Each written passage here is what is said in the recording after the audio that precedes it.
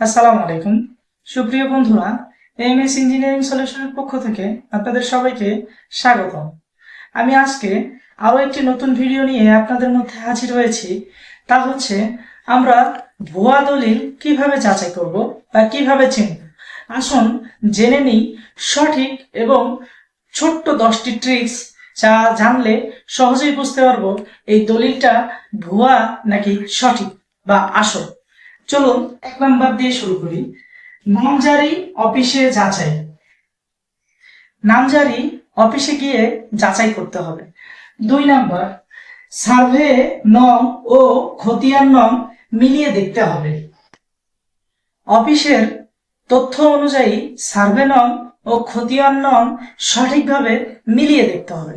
3 number, দলিলের কাগজ, মুদ্রণ ও ছাপ দেখতে হবে সঠিকভাবে।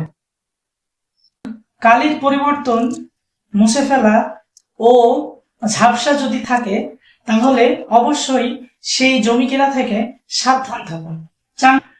স্বাক্ষর যাচাই করুন। অবশ্যই যেই মালিক তার স্বাক্ষর আছে কিনা সেই দলিলে সেটা যাচাই অবশ্যই করতে হবে। 5 নাম্বার, নকশা মিলিয়ে দেখুন। নকশাটা তার জমির মাপের সাথে ঠিক আছে কিনা সেই অনুযায়ী মিলিয়ে দেখতে হবে।